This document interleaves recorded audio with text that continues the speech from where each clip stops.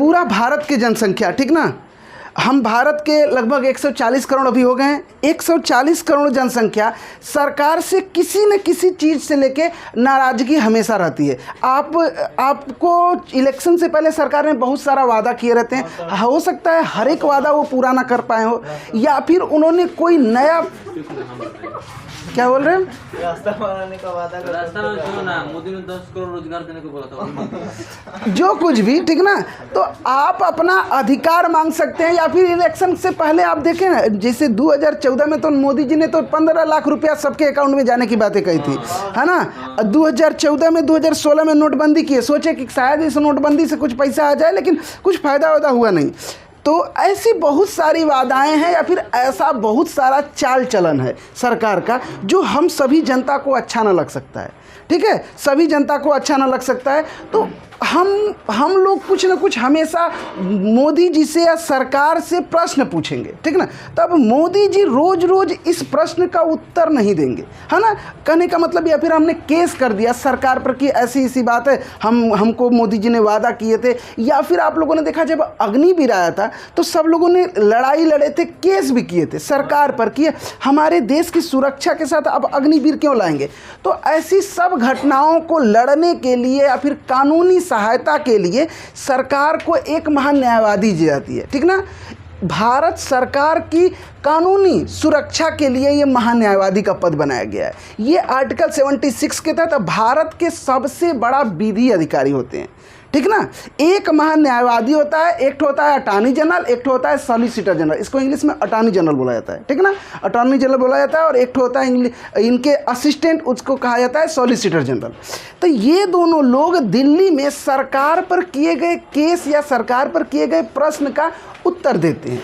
इनका मुख्य रूप से काम यही होता है, ठीक ना। इनकी योग्यता की बात किया जाए तो ये योग्यता सुप्रीम कोर्ट के जो सुप्रीम कोर्ट के जो चीफ जस्टिस है या सुप्रीम कोर्ट के जो न्यायाधीश है ना, उनके लेवल की इनकी योग्यता होती है। समझ में आ रहा है कि ऐरू गैरू कोई भी अटॉर्नी जनरल नहीं बन जाता है। ये एकदम हाई क्वालिटी के भारत के सबसे बड़ा जो सुप्रीम कोर्ट के न्यायाधीश है ना, उनके लेवल की नॉलेज इनकी होती है न्याय के बारे में या फिर कानून के बारे में। वही व्यक्ति महान्यायवादी बन सकता है, ठीक ना। तो एक होते हैं महान्यायवादी, एक होते हैं सॉलिसिटर जनरल, ठीक ना। तो एक तो महान्यायवादी, अभी वर्तमान में महान्यायवादी कौन है? वेंकट रमणी, आर वेंकट रमणी, ठीक ना। और इनके असिस्टेंट कौन है?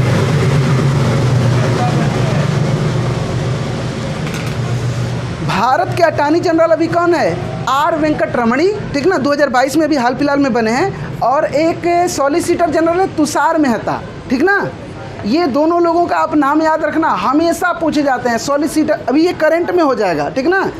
महान्यायवादी का नाम आप आर वेंकट रमणी याद रखना है, और उसके असिस्टेंट सॉलिसिटर जनरल का नाम तुषार मेहता। एक चीज़ और याद रखना है, जैसे सेंट्रल गवर्नमेंट पर मतलब कि सेंट्रल गवर्नमेंट पर हम लोगों ने केस करा ना, तो सेंट्रल गवर्नमेंट दिल्ली में बैठने वाला ही दो व्यक्ति है।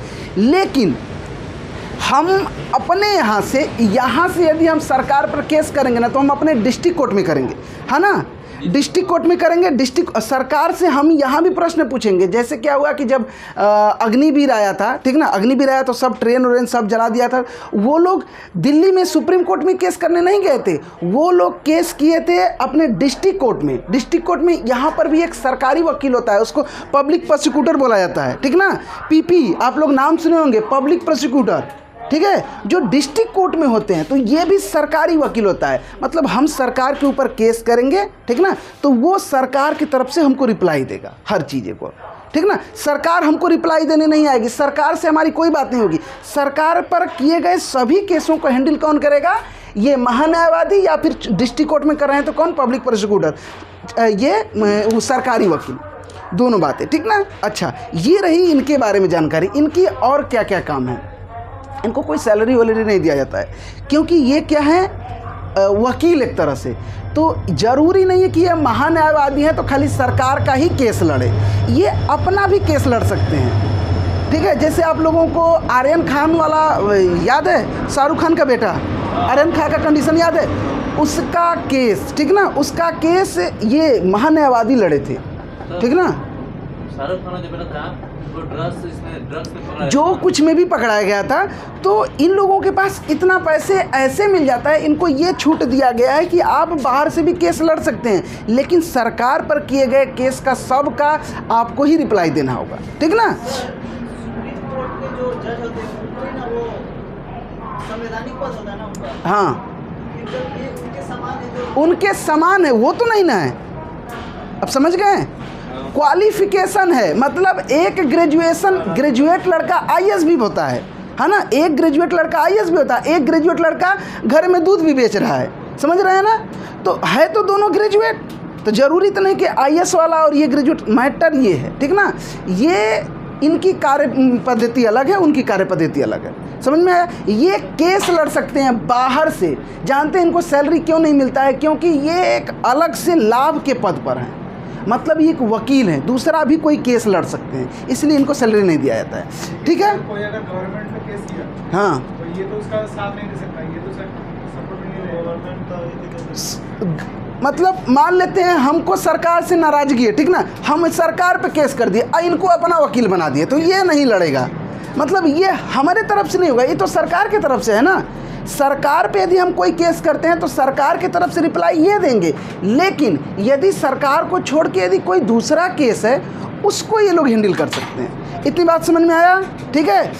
और एक चीज़ अंक में याद रखना है आपको, भारत के सबसे बड़ा विधि अधिकारी कौन है, महान्यायवादी, ठीक है। दूसरी बात यह है कि यही एक ऐसा व्यक्ति है जो लोकसभा और राज्यसभा दोनों में बोल सकते हैं, बातें कर सकते हैं, समझ में आया, मतलब वोटिंग नहीं कर सकते हैं, दोनों सदन में रिप्लाई दे सकते हैं। जैसे समझो, जैसे हमारे यहाँ ओवैसी है ना, असरुद्दीन ओवैसी जो हैदराबाद वाले, वो बैरिस्ट्री की पढ़ाई पढ़े हैं, ठीक ना, वो कानून का कोनो जटिल प्रश्न मोदी सरकार से पूछ दिए, अब मोदी सरकार को पता नहीं है, वो तो कानून की पढ़ाई पढ़े नहीं है, तब कहेंगे कि आर वेंकटरमन से तू बतावा तो क्या बात था, ठीक ना, हमको समझ में नहीं आ रहा है। मतलब कि अंदर से क्वेश्चन यदि कानूनी रूप से कोई पूछ देता है तो ये सदन में मौजूद होते हैं कि सरकार को यदि कानूनी बात समझ में न आती है तो महान्यायवादी उसका उत्तर देंगे, रिप्लाई देंगे। बात समझ में आया।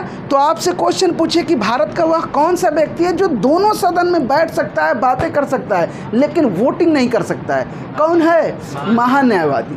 लोकसभा और राज्यसभा दोनों में बैठेगा, उसका मेंबर्स नहीं है बट बैठेगा सरकार के तरफ से। यदि कोई कानून के बारे में कोई प्रश्न पूछता है तो उत्तर कौन देगा, महान्यायवादी, ठीक है। ये हो गया सेंट्रल गवर्नमेंट में। एक होता है स्टेट गवर्नमेंट में, जिस तरह से सेंट्रल गवर्नमेंट सरकार को एक महान्यायवादी दिया गया है, स्टेट गवर्नमेंट सरकार को एक महाधिवक्ता दिया गया है, आर्टिकल 165, ठीक ना। अच्छा, 165 में भी यही सब मोटी मोटी बातें कही गई कि सेंट्रल गवर्नमेंट के सुरक्षा के लिए महान्यायवादी, स्टेट गवर्नमेंट की सुरक्षा के लिए महाधिवक्ता, 165 में, ठीक है। ये दो बातें आपको याद रखना है, ठीक ना। हम लिख देते हैं क्या क्या इंपॉर्टेंट 4-5 क्वेश्चन बस याद रखना है आपको, ठीक ना। आर्टिकल याद रखना है, महान्यायवादी भारत का सबसे बड़ा विधि अधिकारी,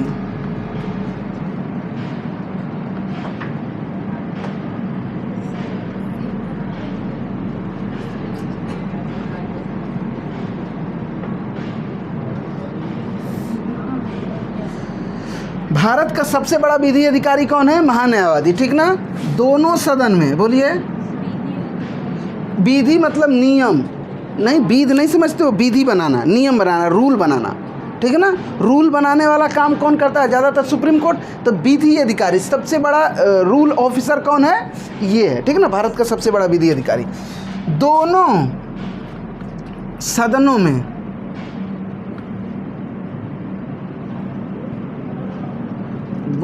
बोल सकते हैं, दोनों सदनों बोले तो आप कोष्ट में यहाँ पर लिख लेना, लोकसभा और राज्यसभा, ये ध्यान रखना है, ठीक ना। लोकसभा और राज्यसभा में बोल सकते हैं, यही व्यक्ति एक ऐसा है। एक अटॉर्नी जनरल है, ठीक ना। अभी अटॉर्नी जनरल कौन है, ये लिख देते हैं, आर वेंकटरमनी, आर वेंकटरमनी। और सॉलिसिटर जनरल कौन है, तुषार मेहता।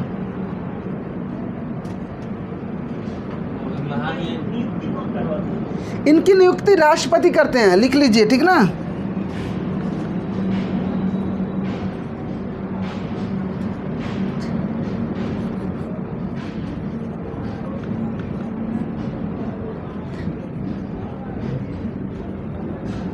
राष्ट्रपति इनकी नियुक्ति करते हैं।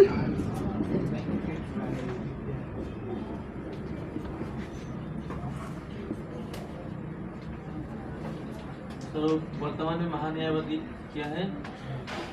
रमणी। आर वेंकट रमणी, ठीक ना। तो वर्तमान में भारत के महान्यायवादी लिखे हैं। क्या? वर्तमान में भारत के महान्यायवादी आर वेंकट रमणी, ठीक ना। वर्तमान में भारत के महान्यायवादी कौन है? आर वेंकट रमणी, ठीक है।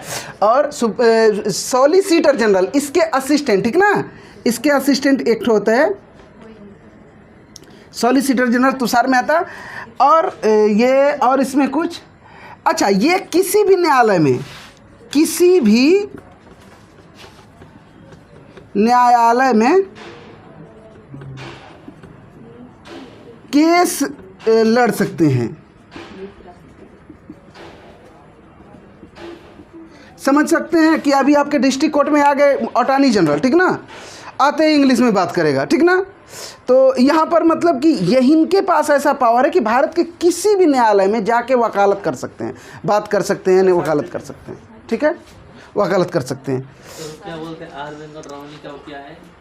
अटॉर्नी जनरल हैं, महान्यायवादी। नहीं, वो तुषार मेहता क्या है उनका? सॉलिसिटर जनरल, असिस्टेंट, सहायक। असिस्टेंट। हाँ, सहायक।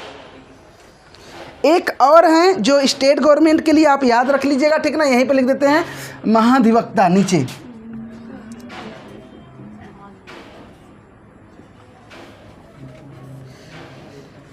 आर्टिकल लिख लीजिएगा, ठीक ना।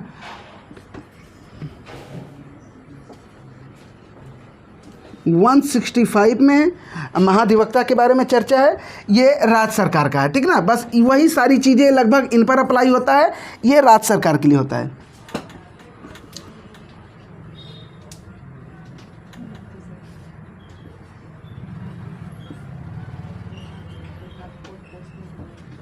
राज्य सरकार की एक तरह से सुरक्षा करता है कानूनी रूप से, ये नहीं है कि गोला बारूद से, कानूनी रूप से सुरक्षा करता है राज्य सरकार का, ठीक है।